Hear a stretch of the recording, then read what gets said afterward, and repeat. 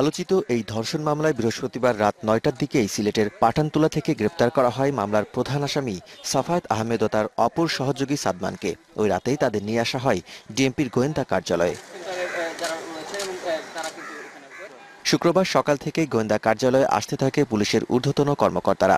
সেখানেই আসামিদের জিজ্ঞাসাবাদ করে পুলিশ। পরে তাদের হাজির করা হয় গণমাধ্যমের সামনে। এক সংবাদ সম্মেলনে পুলিশ জানায়, প্রাথমিক জিজ্ঞাসাবাদে ধর্ষণের সত্যতার প্রমাণ পেয়েছে তারা। এছাড়া এখন পর্যন্ত যে সকল আলামত সংগ্রহ করা হয়েছে তা দিয়ে ঘটনার সত্য উদ্ঘাটন করা সম্ভব বলেও জানায় পুলিশ। কমিশনার মহোদয় একটি বিবৃতি দিয়েছেন, সেখানে তিনি বলেছেন যে ঘটনার সত্যতা পাওয়া গিয়েছে। আমরাও তদন্ত আসামিদের প্রাথমিক জিজ্ঞাসাবাদে যে জিনিসটা পেয়েছি, ঘটনা প্রাথমিকভাবে সত্য বলে প্রতীয়মান হয়েছে।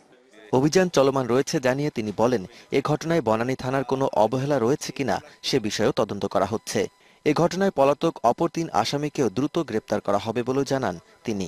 বনানী থানার কার্যক্রম নিয়ে যে বিভ্রান্তি সৃষ্টি হয়েছে, কনফিউশন সৃষ্টি হয়েছে, সেটাও কমিশনার মহোদয় গুরুত্ব সহকারে গ্রহণ করেছেন এবং এই বিভ্রান্তি নিরসনে এবং এর পিছনে কারো দায় দায়িত্ব আছে কিনা, কর্তব্যকর্মে অবহেলা আছে কিনা সেটা নিরসনে অনুসন্ধান করে একটি প্রতিবেদন উপস্থাপনের জন্য ৩ সদস্য একটি কমিটি করেছেন। এদিকে আসামিদের ঢাকা মহানগর মুখ্য হাকিম আদালতে নিয়ে 10 দিনের রিমান্ড চায় পুলিশ। শুনানি শেষে সাফাতকে 6 দিন ও শকিবকে 5 দিনের রিমান্ড দেয় আদালত। তবে ধর্ষণের অভিযোগ অস্বীকার করেছে আসামিপক্ষের আইনজীবীরা।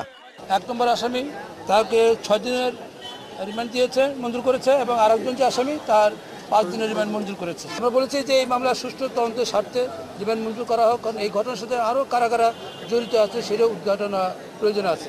আমার আসামি সম্পূর্ণ নির্দোষ নিরপরাধ। কিরকম ধর্ষণের যে আলামত, যে সিমটম, সেটা এজাহারের বডিতে সম্পূর্ণভাবে অনুপস্থিত। ধর্ষণের যে কথিত ঘটনার সময় সেই ঘটনাস্থলে ছিল না। সাকিবের বিরুদ্ধে এই ধর্ষণের কথা নাই, আজকে পুলিশ বলে ধর্ষণের কথা নাই।